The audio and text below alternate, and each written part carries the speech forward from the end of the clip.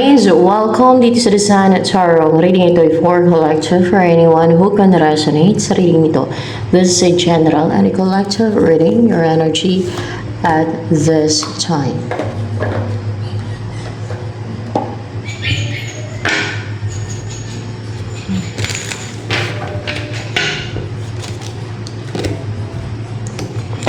Six of Wheels, the Star in reverse,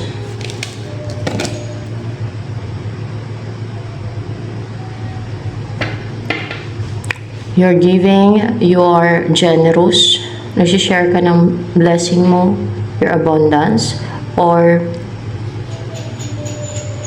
maybe attention towards your person, pwede din ganon. You're giving, you're generous, or charitable, pwede din ganon. Kasi Six of Wheels, you know how to create balance in your community, you know how to give, and you know how to receive, as well as in your relationship, you know how to create a harmonious relationship, a harmonious environment. Kaso, pag giving ka, there are people na ang gusto nila ay take lang ng take, no? And then, pag hindi ka na nagbibigay, ay para bang masama ka kasi hindi ka na nagbibigay. May ganyang klase ng tao that you should be aware of, no? Sa mga taong masyadong giving. So, ayan, the Star in reverse and Three of Wheels. So, dapat may balance talaga. So, ayan, the Star in reverse. Hindi ka ganun ka maybe hindi ka popular ngayon, hindi ka sikat, or else ay hindi ka ganun ka positive or inspired to do your own thing, to do the thing that you're passionate na gawin mo, ganun. And pero na-recognize ka sa work mo, ayan o, or else ay kung may talento ka, na-recognize ka, o sa galing mo, o ng maraming tao, or kung sa company, nagtatrabaho ka, na-recognize ka ng boss mo, mga ganun ba?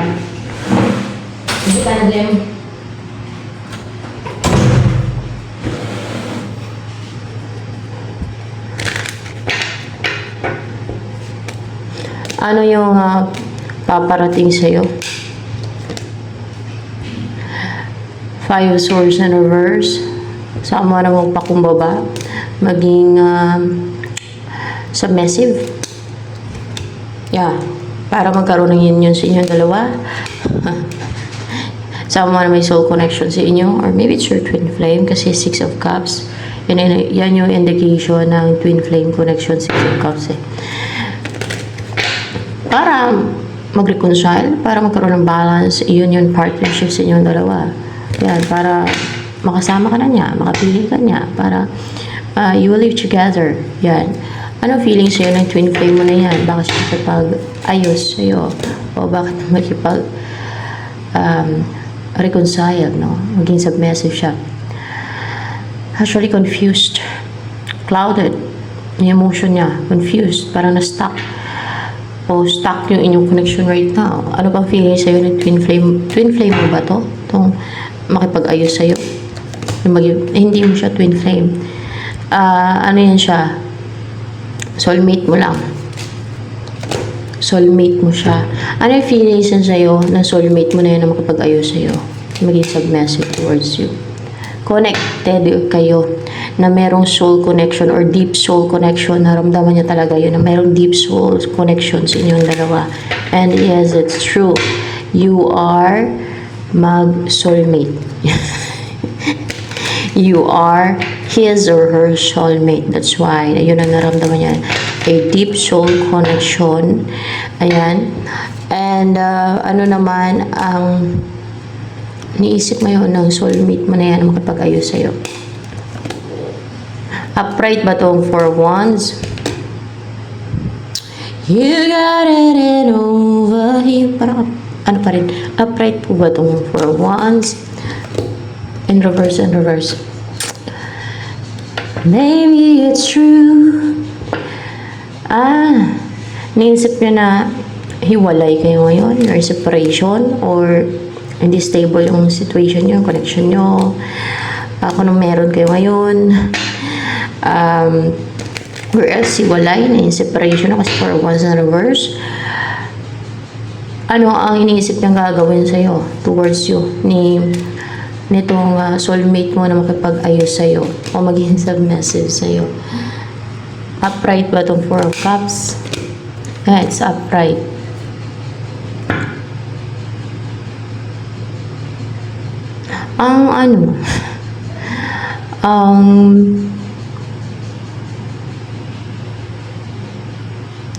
Magmukmuk, damdamin yung your separation right now or hindi stable yung connection nyo. Yan ang naisip niyang gagawin. Ibuhos yung emosyon niya. Ayan. So that. So, ganyan siya. Mag-deal ng situation niya. Pupunta siya sa ilalim ng puno and then mag-emote-emote doon. Na hindi siya masaya, hindi siya kontento sa buhay. Buhos yung emosyon niya doon. Mag-isip na mag-isip. Ano pa naisip niya na gagawin towards you? Na soulmate mo na yan na makipag-ayos sa'yo. The Hermit in reverse. Huwag niyo na-isolate yung sarili niya, yung iniisip niya. Ibig sabihin, to talk to you. Yes, to talk to you. Para mag-heal yung, kunwari, sugatan na connection nyo. Para mag-heal yung mga puso ninyo. Wala na kung nag-away kayo. Yeah. Kaya maging submissive siya, mag-offer siya ng cup of love para magkaroon ng union, reconciliation, balance, partnership sa inyong dalawa. Upright ba itong show of a 10 of swords pala? In reverse yun siya, guys. Para matanggal na yung sakit, para makarecover na siya sa parang kung nasaktan to na parang binuhos, parang tinraidor, no? May traidor siya na may gumawa ng traidoran sa inyo. Hindi, may nanraidor sa kanya. May nanraidor sa kanya. Sino nanraidor sa kanya? Ikaw ba daw? Ikaw ba? Ikaw daw na nanraidor sa kanya. Para makarecover siya pati. No? Saan nangyari? Tinraidor mo daw siya. Yun. At para mawala na yung pain, no? Nandala ng betrayal. Ayan. Yun, ang luwas yun eh. Message for you. Daughter, goodbye to the old, hello to the new. You've finished one part of your life and now is a new. And now a new and even better part is beginning. Mag-say goodbye ka na sa old life mo, old you, old situation mo, and say hello to the new life. New beginning. New chapter in your life. Kasi may natapos ka na one part ng buhay mo. And ngayon, mag-umpisa ka na ng even better part, no? Ayan. Is beginning na magsisimula. Ayan. The answer to your question involves your daughter. Baka may anak ka ng babae. Kung wala pa, magkakaanak ng babae. At yan ang kalakip o involved, no? Sa mga katanungan mo. Sa mga sagot sa katanungan mo. Yan. Kung wala ka pang anak ng babae, pag nagkaanak ka ng babae, yan na yung sagot sa mga katanungan mo. So, yan. So, ano pa ang about sa'yo? You got it over him. Maybe it's true. This is you. Okay. Para bang tumitingin ka lang sa salamin, nakikita mo ng gusto yung sarili mo, ganon. Kung ano ka, who you are, kung ano yung personality mo, kung ano yung pagkatao mo, kung ano yung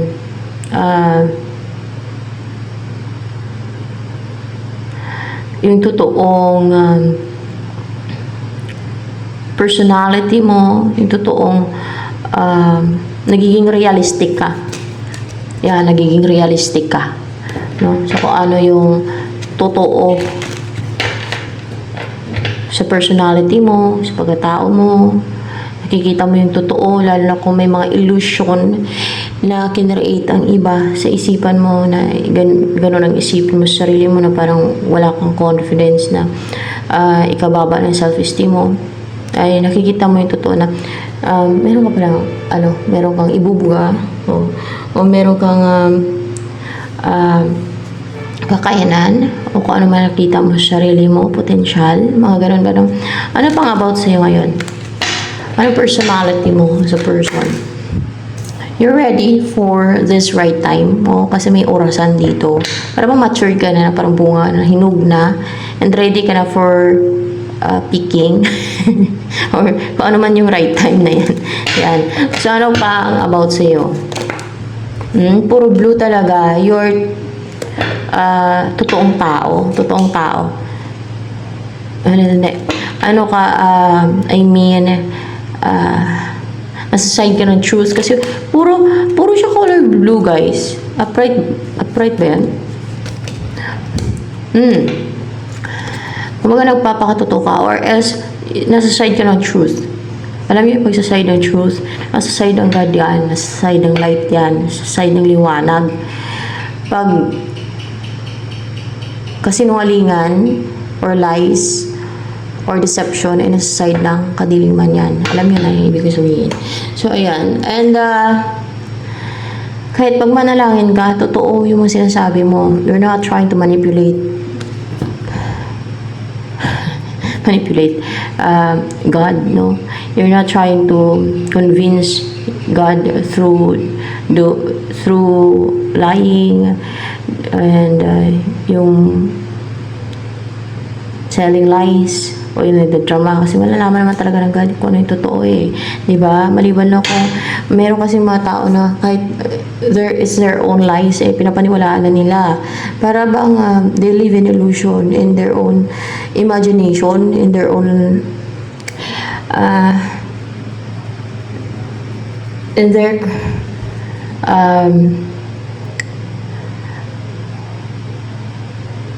world na full of lies, or yung kinreate nilang mundo nila na made of lies, full of lies, parang gano'n na. Yun yung pinaniniwalaan nila, yung mga kinreate nilang lies. Pero ikaw, nasa side ka ng truth.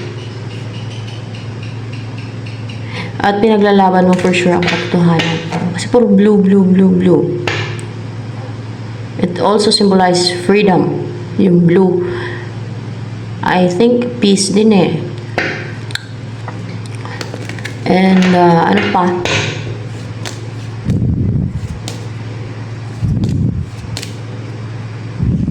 Kung pinanindigan mo ang katotohanan at kung ano yung kung ano yung tama, may dignity ka na klase ng tao. Yan ang mga tao may dignity. So, ano yung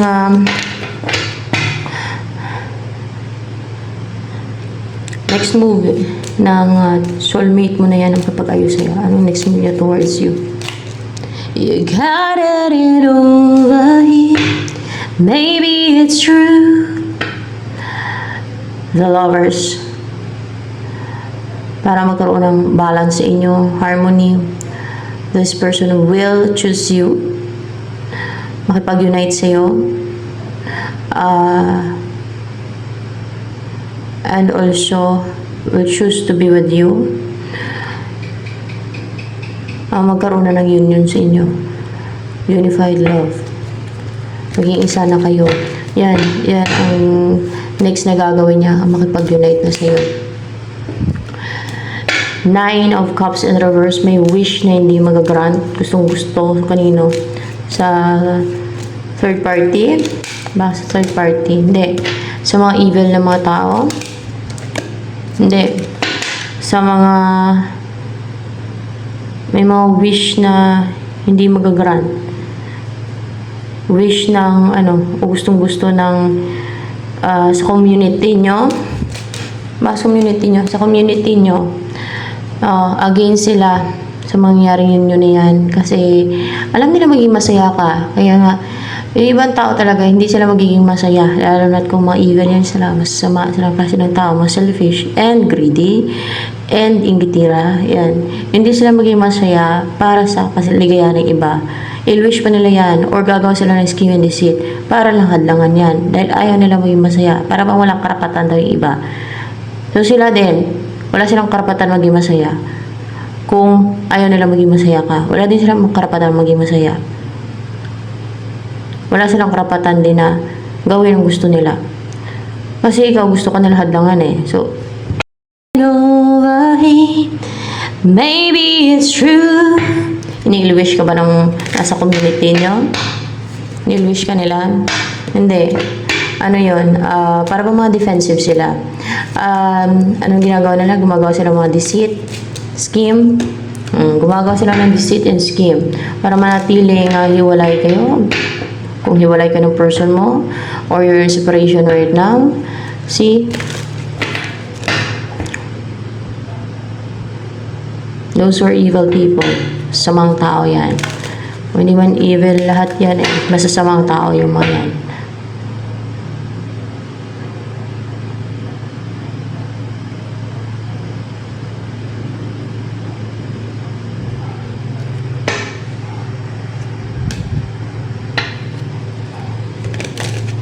Ano pa?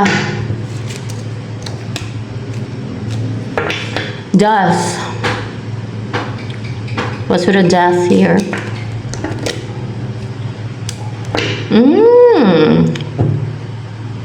Binibigyan ka nila ng sakit para mawalan ka ng attractiveness.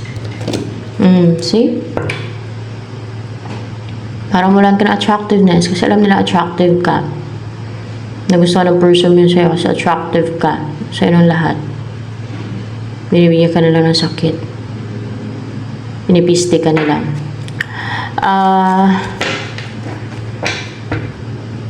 Marami yan sila sa community niya eh. Mukhang hindi naman sila marami. Sa community niya mga tao. Until now, may sakit ka? Upright ba to? Wala na. Wala lang sakit. Baka piniste nila yung mukha mo. Tinanggalan ka nila ng attractiveness. Niroon nila yung face mo, yung katawan mo. Lahat na lang na magustuhan siguro sa'yo ng person mo na makarelasyon mo. Niruin nila. Continuous pa na yung ginagawa nila. O, diba? Sarang punta ng mga gumawa ng deceit o scheme sa'yo na binigyan ka nila ng sakit sa impyerno. Upright ba to? Kasi naano pa yan sa kamay ko eh. Upright ba yan? Impyerno yan sila mapupunta. Sa impyerno. Bakit ka ba nila binibigyan ng sakit para mula ng attractiveness at mawala yung lahat na meron ka, oh. Inggit. Naiinggit. O, diba? Yan ang root of all evil, inggit. So, pag mga ganyan na klase ng tao, nasa darkness yan sila. I mean, kampo ng kadiliman yan sila. Mga ano yan sila, mga evil na tao. Yan ang mga evil. Yan ang isa sa sign na evil yung tao na yan. Na, yung mga tao na yan, yung nasa community nyo, na gumagawa ng deceit and scheme para mawala ka ng attractiveness kasi naiinggit. So, yan ang sign. Number one, na sign na evil yung ganyang klase ng tao. So, see? Ano naman ang next na mangyari sa buhay mo niyan? The Fool in reverse. Oh, wala nang makapag-take ng risk na mapang-atake sa'yo, na ma-foolish. Ayan. And now, may stable ka, maging wealthy. May masagana yung buhay mo. Yan ang offer ng person mo sa'yo. Stability. Maging prosperous yung buhay mo. Kompleto. So, yan. So, ito na lamang guys for Collective Reading.